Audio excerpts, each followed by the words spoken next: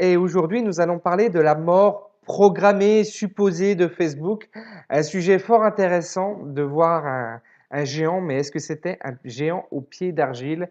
On va essayer de réfléchir là-dessus. Avant toute chose, ce que je voudrais vous dire, c'est que en description, je vous ai mis les 23 clés qui vont vous permettre de passer au niveau supérieur. 23 vidéos regroupées, donc en 3 vidéos, 23 clés, pardon, regroupées en 3 vidéos. Vous les trouverez en description. Également, abonnez-vous à la chaîne si ce n'est pas encore fait. Alors, je vais un peu switcher avec l'ordinateur. On va regarder un petit peu ce qu'il en est exactement de Facebook, puisque un quart des utilisateurs américains de Facebook, 26%, auraient désinstallé l'application en un an. Donc, c'est vraiment quelque chose qui est fort interpellant, puisque vous savez que les États-Unis ont toujours beaucoup d'avance sur l'Europe dans ces mouvements un petit peu autour des réseaux sociaux, de la bourse, etc. Les grandes tendances comment arrivent par les États-Unis. Bon, bref. Donc, chez les 18-29, 44% même, alors effacé, j'avais même pas vu ce chiffre-là, entre juin 2017 et juin 2018. Donc c'est un sondage et apparemment la réglementation européenne RGPD n'améliorera pas cette situation. Et quand vous avez compris ça, vous comprenez quand même. Alors un autre élément juste avant. Même YouTube passerait devant là, hein. YouTube, bientôt la projection d'une donnée de SimilarWeb, donc célèbre site internet qui référence la fréquentation pardon, des sites internet, donc montre que Facebook devrait céder sa place à YouTube dans les 2 ou 3 prochains mois. Donc je ne sais pas de quand ça date, ça, mais c'était assez récent. Ouais, donc on va voir, c'est un article de début septembre. Donc apparemment, d'ici la fin de l'année, YouTube doublerait Facebook. Donc vous voyez deux éléments assez importants. Et là, vous comprenez quelque chose. Vous comprenez que le rachat de YouTube, d'Instagram, était quand même extrêmement nécessaire. Aujourd'hui, vous avez plusieurs plateformes qui prennent le lead. C'est Snapchat et Instagram. Et donc, je vous rappelle qu'en 2012, Instagram a été racheté 747 millions d'euros par Facebook. Et vous comprenez tout de suite pourquoi une plateforme comme Instagram en 2012 avait beaucoup de valeur quand on voit comment elle est utilisée aujourd'hui. Et on peut se dire que chez Facebook, ils ont quand même eu le nez fin de penser à Instagram. Et au final, 747 millions d'euros, bah, c'est pas cher. C'est pas cher pour garder l'attention de sa clientèle, même si la clientèle d'Instagram et de Facebook, c'est les annonceurs, c'est les entreprises, c'est ceux qui publient de la publicité sur Facebook et ce n'est pas les utilisateurs. C'est quand même bien d'avoir su anticiper ce mouvement-là.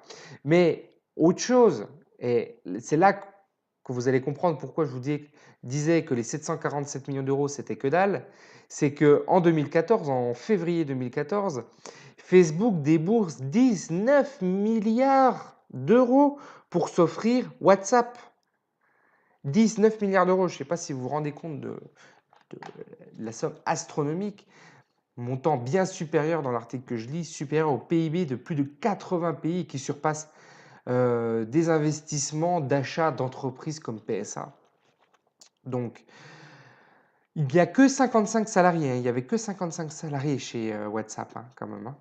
Et évidemment, ils sont tous devenus millionnaires et les dirigeants de WhatsApp sont devenus donc milliardaires. Alors, est-ce que Facebook a les pieds d'argile? Je ne pourrais pas vous répondre de façon très affirmative. Ce que je peux vous dire, c'est que Facebook subit une tendance lourde, une tendance de fond. Son secteur d'activité évolue.